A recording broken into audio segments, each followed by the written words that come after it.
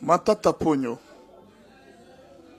l'ancien gouverneur de la banque de Ogracia Mutombo, et M. Colbert, le Sud-Africain, à eux seuls, la RDC a perdu 245 millions de dollars. D'abord, il y en a peut-être un peu plus pour la ferme de Bukangalonzo que tout le monde connaît. Mais il y a un détail que beaucoup de gens ne connaissent pas. Il fallait que Matata Ponyo construise un marché international au niveau de Maluku. Matata avait posé la première pierre, mais ce marché n'a jamais été construit. Mais l'État avait sorti tout l'argent pour le marché et pour Bukangalonzo. Alors, le procès a été reporté plusieurs fois. Plusieurs fois reporté pour une raison ou pour une autre. Il y a plusieurs personnes qui ont suspecté que Matata Ponyo était en train de corrompre les hommes de droit et parmi eux, les professeurs d'université. Dernièrement, il y a eu un autre problème au niveau du Sénat pour la levée des immunités. On a suspecté que Matata Ponyo a fait circuler encore l'argent pour qu'il se maintienne afin que ce procès n'ait pas lieu. Matata a dit que non, il est innocent.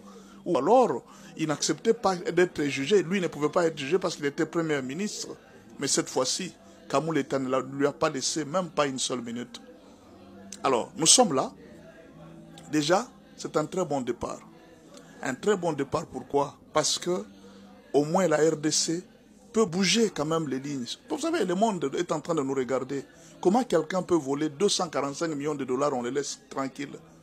Déjà, ça montre que la justice congolaise a fait déjà quelque chose. Le voyage des 1000 km commence par un pas. La deuxième chose, c'est que ça va donner une leçon à tous les autres qui gèrent le pays aujourd'hui, de savoir qu'un jour, je peux finir en prison. Ça fait la fête quand on nomme votre frère ministre. Mais aujourd'hui, quand il est en prison, je ne sais pas si ceux qui avaient fêté quand on l'avait nommé ministre peuvent être encore là. Donc, être ministre, être politicien, il y a des avantages, mais il faut savoir aussi qu'il y a des risques. Il faudra que le ministre et tous ceux qui dirigent sachent qu'un jour, je peux finir en prison. Et ça, c'est très important. La deuxième chose, nous devrions féliciter Gilles Alinguetti qui a fait un très grand travail. Pour arriver là où nous sommes arrivés, c'est à cause de Gilles Alinguetti et de l'IGF qui ont abattu un très grand travail. Et la dernière chose qu'on peut dire, c'est que nous devons reconnaître que nous devons quitter notre histoire de coutume, notre frère, notre soeur, non. Quand la RDC est volée, c'est l'argent du pays, ce n'est pas l'argent d'une tribu. Alors, l'État promet de ravir tous ses biens, ce qui fait que ce soit l'université de Kindu et tous les immeubles au nom de Matata Ponyo, l'État va saisir et peut-être on sera obligé soit de vendre aux enchères, que l'État récupère ne fût que quelque chose de son argent, ou alors laisser l'université